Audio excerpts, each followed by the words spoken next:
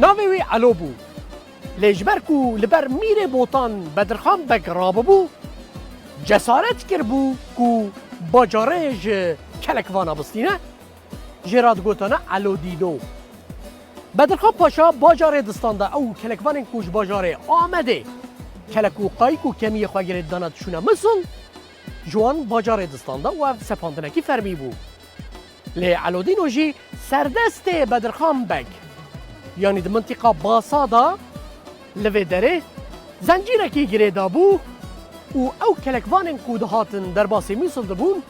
جوان بازرگانان باجاره دستانده پشت کو بدرخان پاشا پی حسیا رابو مفرزکی خواه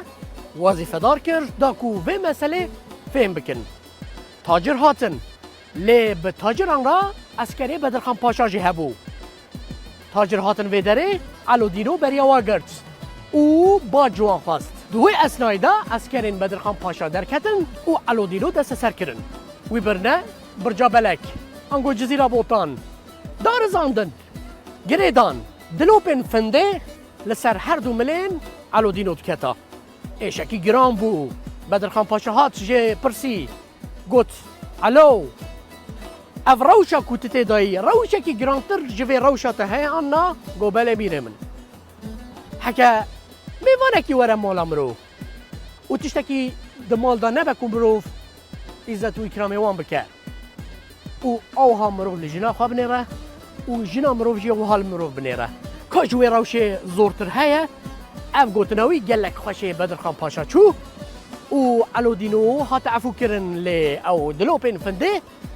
گلک ازیتکی جفاکی بازن دابولاشه علودینو او لوی داره جیانا خوش دستا هرچند وک محکومه کی خاطبه برجا بلک با بدرخان پاشا جی علودینو بوی گوتنا خواه بو قهرمانکی و بو لهنگک زندی لسر ریا باصال برچم دیجلی اف قصر کون هم بری مدوینن قصر علودینویه قصر علویه کو باجاره جه کلکوانان دستانده عوالو دینو عوالو دینو سبب یسولو خویب شیرینو قواس رو عالو نبا داشتیم قواس رو عالو نبا داشتیم خویب لگو پوانجار کبا منشتیم جمالی خویل آما